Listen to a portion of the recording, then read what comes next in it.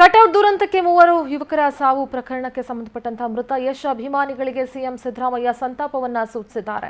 ಯಶ್ ಅಭಿಮಾನಿಗಳ ಸಾವಿನ ಸುದ್ದಿ ತಿಳಿದು ನಿಜವಾಗ್ಲೂ ಬೇಜಾರಾಗಿದೆ.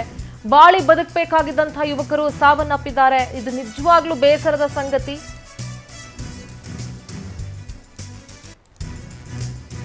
ಮೃತ ಯಶ್ ಅಭಿಮಾನಿಗಳ ಸಾವಿನ ಸುದ್ದಿ ತಿಳಿದು ಬೇಜಾರಾಗಿದೆ. ಕಟೌಟ್ ದುರಂತಕ್ಕೆ ಮೂವರು ಸಾವು ಪ್ರಕರಣಕ್ಕೆ ಸಂಬಂಧಪಟ್ಟಂತೆ ಮೃತ ಯಶ್ ಅಭಿಮಾನಿಗಳಿಗೆ ಸಿಎಂ ಸಿದ್ದರಾಮಯ್ಯ ಸಂತಾಪವನ್ನ ಸೂಚಿಸಿದ್ದಾರೆ.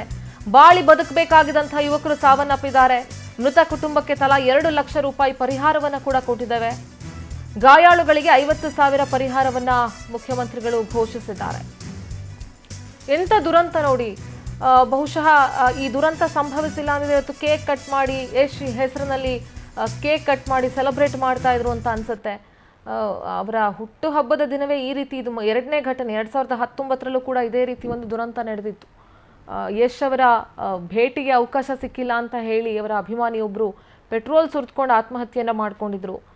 ಈಗ ತಮ್ಮ ನೆಚ್ಚಿನ ನಾಯಕ ನಟನ ಬರ್ತ್ಡೇನ ತುಂಬ ಗ್ರ್ಯಾಂಡಾಗಿ ಸೆಲೆಬ್ರೇಟ್ ಮಾಡಬೇಕು ಅಂದ್ಕೊಂಡಿದ್ದಂಥ ಯುವಕರು ಯಶ್ ಅವರ ದೊಡ್ಡ ದೊಡ್ಡ ಕಟೌಟ್ಗಳನ್ನು ನಿಲ್ಲಿಸಬೇಕಾದ್ರೆ ಕರೆಂಟ್ ಶಾಕ್ ಹೊಡೆದು ಸಾವನ್ನಪ್ಪಿರೋದು ನಿಜವಾಗ್ಲೂ ಕೂಡ ದುರಂತದ ವಿಚಾರ.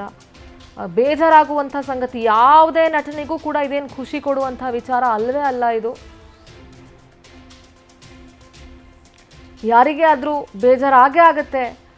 ಹುಟ್ಟುಹಬ್ಬದ ದಿನ ಅಭಿಮಾನಿಗಳ ಬಗ್ಗೆ ಈ ರೀತಿಯಾದಂಥ ಸುದ್ದಿ ಬಂದಾಗ ಎಂಥ ನಟರಿಗೂ ಕೂಡ ಅದು ಬೇಜಾರಾಗಿ ತರುವಂಥ ವಿಚಾರವೇ. ಅನೇಕ ಬಾರಿ ಹೇಳಿರ್ತಾರೆ, ಯಶ್ ಅಂತಲೇ ಅಲ್ಲ ಬೇರೆ ಬೇರೆ ನಟರು ಕೂಡ ಹೇಳಿದ್ದಾರೆ, ಇಂಥ ಹುಚ್ಚು ಸಾಹಸಕ್ಕೆ ಯಾರು ಕೂಡ ಕೈ ಹಾಕಬೇಡಿ, ಈ ರೀತಿಯಾದಂಥ ಅಭಿಮಾನ ಬೇಡ ಅಂತ ಹೇಳಿ.